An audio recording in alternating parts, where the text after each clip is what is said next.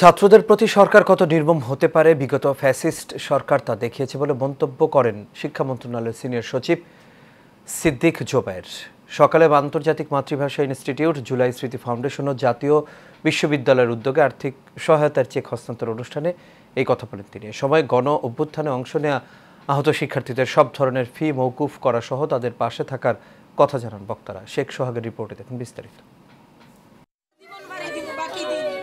আন্তর্জাতিক মাতৃভাষা ইনস্টিটিউট, জুলাই স্মৃতি ফাউন্ডেশন ও জাতীয় বিশ্ববিদ্যালয়ের উদ্যোগে আর্থিক সহায়তার চেক হস্তান্তরের জন্য এই অনুষ্ঠানের আয়োজন করা হয়।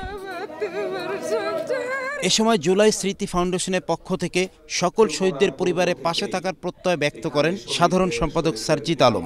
তাদের এই ছবিগুলো আমাদের সামনে রাখা, এই যে আমার সামনে ব্যাকগ্রাউন্ড রয়েছে, এই ব্যাকগ্রাউন্ডটিকে আমাদের ফোনের ওয়ালপেপার করা, তারা তো তাদের জীবন দিয়েছে। আপনাদের এখন এইসব ফ্যাসিস্টের দোসর কিংবা যারা বিভিন্নভাবে এখনো ষড়যন্ত্র করছে তাদেরকে প্রতিহত করার জন্য ওই মনোবলটুকু ধারণ করতে হবে।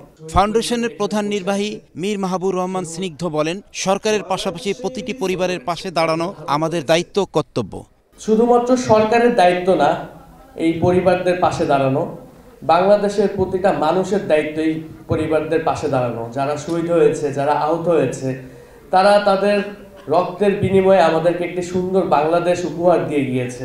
অনুষ্ঠানের প্রধান অতিথি শিক্ষা মন্ত্রণালয়ের সিনিয়র সচিব সিদ্দিক জোবায়ের গতকাল 3 কলেজের শিক্ষার্থীদের সংঘর্ষের ঘটনা অনাকাঙ্ক্ষিত উল্লেখ করে শিক্ষার্থীদের ক্লাসে ফেরার আহ্বান জানান। তাদেরকে এইভাবে বোঝাতে হবে যে আমরা যেই অর্জনটা করেছি সেটাকে সুসংহত করতে হলে, সেটাকে যেই উদ্দেশ্য নিয়ে আমরা এটা করেছি সেই উদ্দেশ্যকে যদি আমরা সফল করতে চাই তাহলে আমাদের ছাত্রদেরকে ক্লাসে ফিরে যেতে হবে।